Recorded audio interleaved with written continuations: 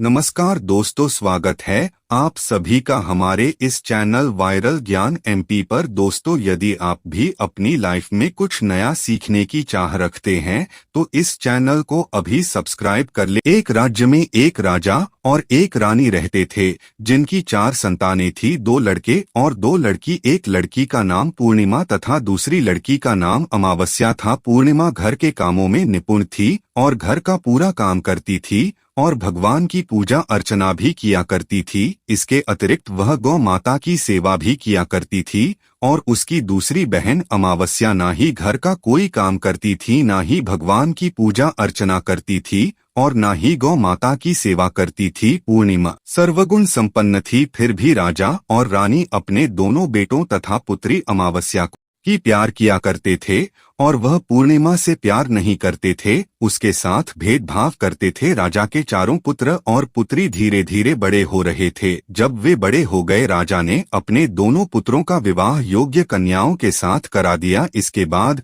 रानी ने राजा से कहा कि अब दोनों पुत्री विवाह के योग्य हो गई है और इन दोनों का विवाह भी करा दो, लेकिन पुत्री अमावस्या का विवाह किसी बड़े खानदान में कराना और पूर्णिमा का विवाह किसी गरीब परिवार में कराना, क्योंकि पूर्णिमा को केवल भगवान की पूजा पाठ करना ही पसंद है और गाय की सेवा करना पसंद है। अब रानी ने राजा को दोनों पुत्रियों का रिश्ता तय करने के लिए भेज दिया। राजा ने अपने पड़ोसी राज्य में जाकर वहां के राजा के पुत्र से अमावस्या का रिश्ता तय कर दिया और वहीं पास के गांव में जाकर एक गरीब परिवार के लड़के से पुत्री पूर्णिमा का रिश्ता भी तय कर दिया। यह सारी बात जाकर राजा ने अपनी रानी से बताया तो रानी यह सोचने लगी कि अब देखते हैं कि भगवान इसकी मदद कैसे करते हैं। यह बहुत ही पूजा पाठ करती है और भगवान में मगन रहती है। पूर्णिमा का भाई और उसकी भाभी पूर्णिमा से बहुत प्यार करते हैं, क्योंकि पूर्णिमा उनके घर के कामों में उनका साथ देती है और कामों में उनका हाथ बताती है और यही उनकी दूसरी बहन अमावस्या उन पर अपना रोक जमाती है और घर का कोई कार्य नहीं करती। कुछ समय बीत जाने के बाद दोनों पुत्रियों का विवाह हो जाता है। राजा और रानी की विवाह के बाद अपनी दोनों पुत्रियों को विदाई देते हैं। विदाई देते समय राजा और रानी पुत्री अमावस्या को बहुत सारा धन और दौलत देकर विदा करते हैं और पूर्णिमा को भी कुछ भी नहीं देते, खाली हाथ अपने घर से विदा करते हैं। इसके बाद दोनों बहनें अपने अपने ससुराल को चली जाती है। कुछ दिन बीत जाते हैं और एक दिन अमावस्या अपने घर पर शिव जी की कथा रखती है, जिसमें वह सभी गांव वाले को निमंत्रण देती है और अपनी बहन पूर्णिमा को नहीं बुलाती। जब गांव की सभी औरतें अमावस्या के यहाँ जाती है तो यहाँ सब दृश्य पूर्णिमा अपने घर के दरवाजे के बाहर बैठकर देख रही होती है। तब वहां से गुजर रही औरतें पूर्णिमा से कहते हैं कि तुम्हारी बहन के यहाँ शिव जी की कथा रखी है, क्या तुम नहीं चलोगी? पूर्णिमा ने कहा, मुझे निमंत्रण नहीं आया है, मैं नहीं जा सकती। सभी गांव की औरतों ने पूर्णिमा से कहा, बुलाया नहीं तो क्या हुआ, भगवान शिव की कथा है, तुम हमारे साथ चलो। गांव की सभी औरतों की बात मानकर पूर्णिमा भी उनके साथ भगवान शिव की कथा में अमावस्या के घर चली जाती है। जब अमावस्या की नजर पूर्णिमा पर पड़ती है तो वहां कहती है कि तुम यहाँ कैसे चली आई, मैंने तो तुम्हें बुलाया नहीं था। खैर कोई बात नहीं, अब तुम आ ही गई हो तो चुपचाप बैठी रहना। और यह कहते हुए अमावस्या में पूर्णिमा की गरीबी का भी मजाक उड़ाया। पूर्णिमा की आंखों में आंसू आ गए और रोते रोते मन ही मन में पूर्णिमा भगवान शिव से विनती करती है, हे भगवान, यह पूजा पाठ करना गलत है, गौ माता की सेवा करना गलत है, आखिर मेरी गलती क्या है? आप मुझ पर अपनी कृपा दृष्टि कब बनाएंगे? पूर्णिमा बार बार भगवान शिव से यही कहती रहती। इतने में शिव कथा पूरी हो जाती है और अमावस्या भगवान का प्रसाद बांटने लगती है।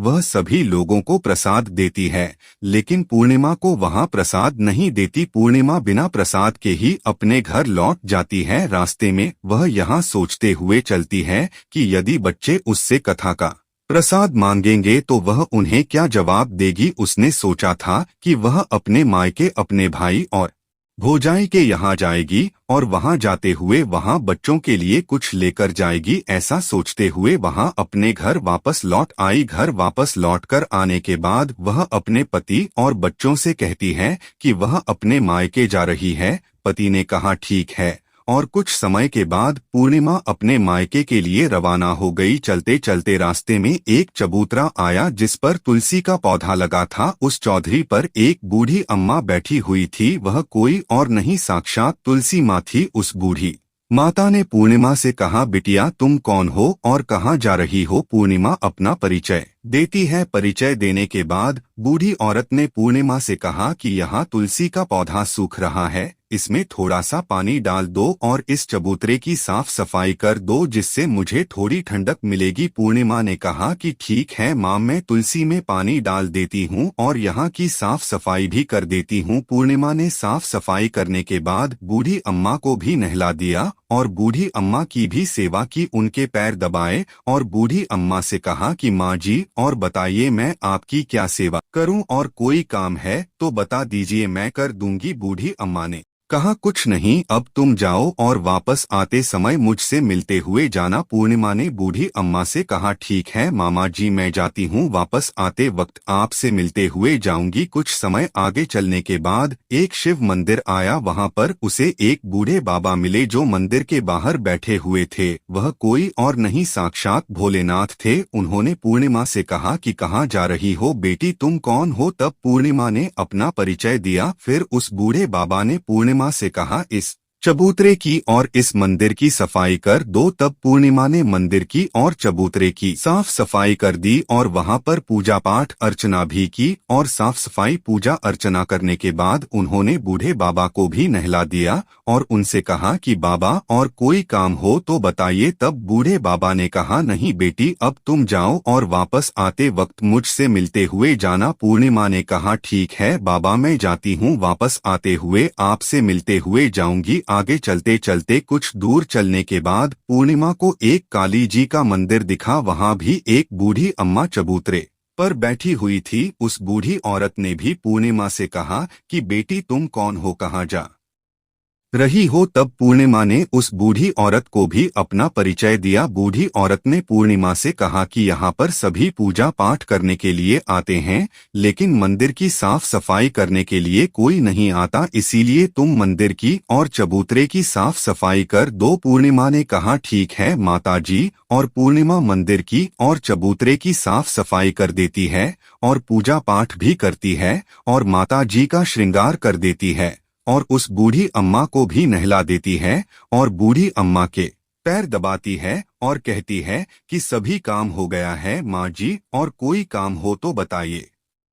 बूढ़ी अम्मा कहती है कि नहीं बेटी, अब तुम जाओ, लेकिन वापस आते वक्त मुझसे मिलते हुए जाना। पूर्णिमा कहती है, ठीक है, और वह आगे चली जाती है। आगे चलते चलते एक नदी आती है। वहां पर भी एक बूढ़ी अम्मा बैठी रहती है और वहां कहती है कि बेटी तुम कौन हो और कहां से आई हो? उसे भी पूर्णिमा अपना परिचय देती है। बूढ़ी औरत पूर्णिमा से कहती है कि नदी पर स्नान करने तो यहाँ पर सब आते हैं, लेकिन यहाँ की साफ सफाई कोई नहीं करता, इसलिए तुम इस किनारे पर साफ सफाई कर दो। पूर्णिमा कहती है, ठीक है माँ जी, और वहाँ की साफ सफाई कर देती है और उस बूढ़ी अम्मा के पैर दबा दी है और कहती है, माँ जी, और कोई काम हो तो बताइए। बूढ़ी औरत कहती है कि कुछ नहीं बेटी, तुम जाओ, लेकिन वापस आते वक्त मुझसे मिलते हुए जाना। और वहाँ नाव में बैठकर नदी के दूसरे किनारे पहुँच जाती है और वहाँ अपने मायके के घर पहुँच जाती है। वहाँ पर पूर्णिमा के भाई और भाभी उसे देखकर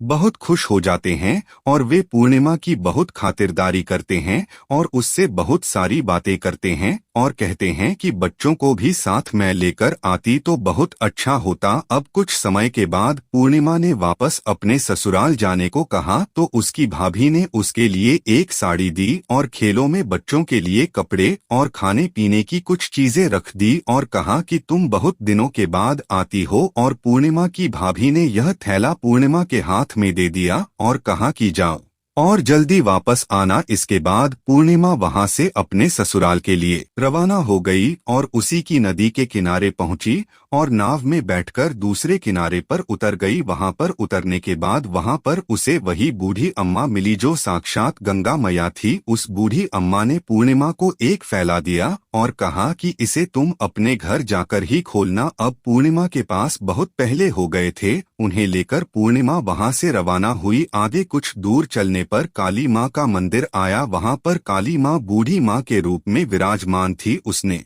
कहा, आ गई बेटी पूर्णिमा। पूर्णिमा ने कहा, हाँ माजी मैं आ गई। तो काली माँ ने उसे एक फैला दिया और कहा, तुम यहाँ थैला अपने घर जाकर खोलना। अब पूर्णिमा के पास 3 थैले हो गए थे। तीनों थैली लेकर पूर्णिमा आगे बढ़ी। कुछ दूर जाने पर शिव जी का मंदिर आया, जहाँ बूढ़े बाबा के रूप में शिव जी स्वयं विराजमान थे। बूढ़े बाबा ने कहा, पूर्णिमा तुम वापस आ गई। पूर्णिमा ने कहा, हाँ बाबा मैं वापस आ गई। बूढ़े बाबा ने भी पूर्णिमा को एक फैला दिया और कहा कि यह थैला तुम घर जाकर ही खोलना। पूर्णिमा ने कहा, ठीक है बाबा। अब पूर्णिमा के पास 4 थैले हो गए थे। अब पूर्णिमा 4 थैले पहले को अब कैसे ले जाती। उसने एक पुरानी साड़ी निकाली और उन सभी खेलों का एक गड्ढा बना लिया और सर पर रखकर वहां से रवाना हो गई। कुछ दूर जाने के बाद उसे तुलसी माँ बूढ़ी औरत के रूप में मिलती है और कहती है, पूर्णिमा तुम आ गई। पूर्णिमा कहती है, हाँ माजी में आ गई। वह बूढ़ी औरत भी उसे एक थैला देती है और कहती है कि यह थैला तू अपने घर जाकर ही खोलना। पूर्णिमा कहती है, ठीक है माजी। अब पूर्णिमा के पास 5 थैले हो गए थे। पूर्णिमा वहां से रवाना हुई तो वापस अपने घर पहुंच गई। पूर्णिमा ने बच्चे को नीचे रखा और सबसे पहले अपने मायके का थैले खोल कर देखने लगी।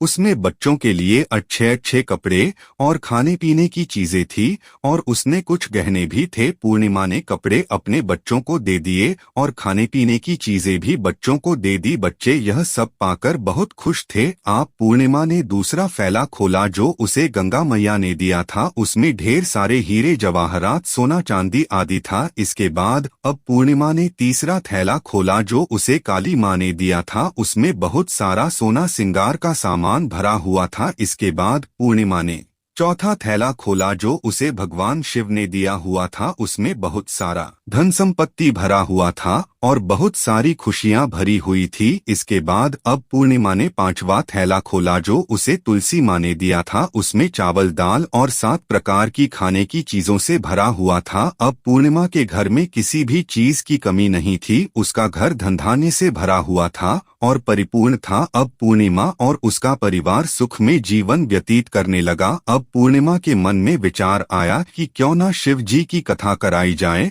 और शिव जी की कथा में एक कार्यक्रम रखा। पूर्णिमा ने गांव के सभी लोगों को निमंत्रण दिया और घर घर जाकर सभी लोगों को बुलाया। पूर्णिमा अपनी बहन अमावस्या के घर भी गई और अमावस्या को भी शिव जी की कथा के लिए उसने अपने घर पर बुलाया। जब अमावस्या पूर्णिमा के घर शिव जी की कथा में आई तो उसने देखा कि पूर्णिमा के घर में किसी भी चीज की कोई कमी नहीं है। इतना सारा धन दौलत देखकर अमावस्या आश्चर्यचकित हो गई। उसने पूर्णिमा से कहा कि तुम्हारे घर में इतनी धन और दौलत कहाँ से आई। पूर्णिमा ने कहा, देखो बहन, तुमने शिव जी की कथा में मुझे नहीं बुलाया था, फिर भी मैं चली आई और तुमने मुझे प्रसाद तक नहीं दिया और मेरी गरीबी का मजाक भी उड़ाया। उसके बाद मैं अपने घर आ गई और घर आते हुए मन ही मन में सोच रही थी कि अपने मायके जाऊंगी और मैं अपने मायके चली गई और जो कुछ घटना इस बीच हुई वह सभी घटना अपनी बहन अमावस्या को बताती है।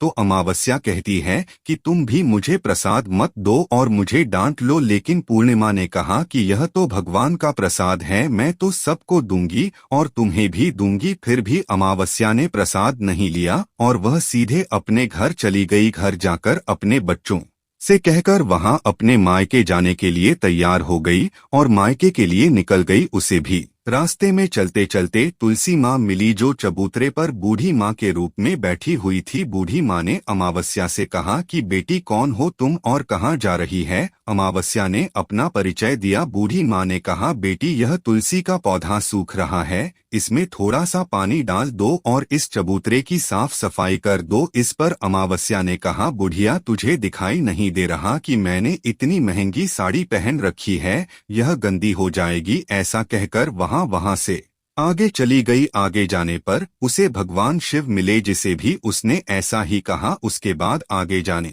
पर उसे काली माँ मिली जिससे भी उसने यही सारी बातें कहीं। आगे जाने पर उसे गंगा मिले जिसे भी उसने यही सब कहा और आगे चली गई। इसके बाद अमावस्या जब नाव में बैठने लगी तो उसे नाव में फूलों की जगह कांटे भरे थे जो उसके पैरों में शुभ रहे थे। किनारे पर उतरकर वहां अपने मायके चली गई। जब वहां उसे उसकी भाभियों ने तथा भाइयों ने देखा तो मन ही मन में कहने लगे कि काम की ना काज की ढाई मन अनाज की, अब आ ही गई हो तो ठीक है। पूर्णिमा हमारे कामों में हाथ बताती थी, यह कोई काम करेगी तो नहीं। अब उन्होंने खाना बनाया और खा पी कर सभी सो गए। अमावस्या जब सुबह उठी और अपनी भाभियों से कहा कि मैं अपने ससुराल जा रही हूँ। उन्होंने कहा कि ठीक है जाओ। अमावस्या बोली, पूर्णिमा को तो तुमने एक फैला दिया था और मुझे कुछ नहीं दोगे क्या भाई? और भाभी ने कहा कि तुम घर जाओ, थैले तुम्हारे घर पहुँच जाएगा। फिर अमावस्या वहाँ से निकल गई और नदी के किनारे पर पहुँची। वहाँ गंगा मैया बूढ़ी औरत का रूप धारण करके बैठी हुई थी। बूढ़ी माँ ने कहा, आ गई बेटी? तो उसने कहा, हाँ मैं आ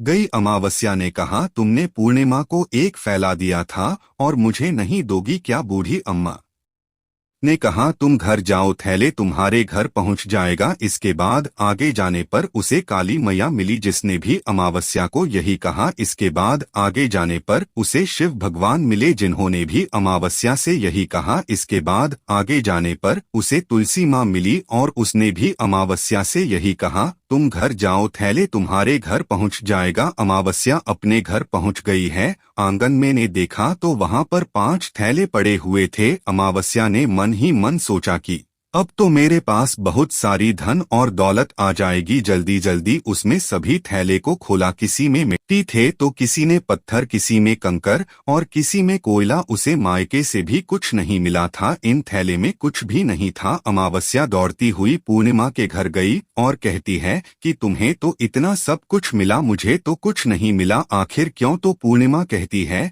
कि जब मैं अपने मायके जाती हूँ तो अपनी भाभियों के साथ उनके कामों में हाथ बताती हूँ, उनके साथ मिलकर काम करती हूँ, लेकिन तुम ऐसा कुछ नहीं करती, उनकी इज्जत भी नहीं करती, इसीलिए वह तुम्हें भला क्या देंगे? इसके बाद तुमने गंगा मैया को ठुकरा दिया और काली माँ को भी ठुकरा दिया और भगवान शिव को भी तुमने ठुकरा दिया, इसलिए उन्होंने भी तुम्हें कुछ नहीं दिया। अमावस्या कहती है कि बहन तुम मुझे माफ कर दो, मैंने तुम पर हमेशा अत्याचार किया है, मुझे कुछ नहीं मिला तो कोई बात नहीं, मैं भी भगवान की भक्ति करूंगी और सब कुछ प्राप्त कर लूंगी, मुझे इन सब चीजों का रहस्य बताओ। तो पूर्णिमा ने कहा कि तुम 3 सूत्र का ज्ञान ले लो और उसकी कथा करना। पहले सूत्र में दया मांगना और दूसरे सूत्र में कथा मांगना और तीसरे सूत्र में 108 बार ओम नमः शिवाय का जाप करना। बहन भगवान ने यह सूत्र दिए हैं, इनको अपने हृदय में बसा लेना। मैंने भी यह 3 सूत्र अपने जीवन में अपनाए थे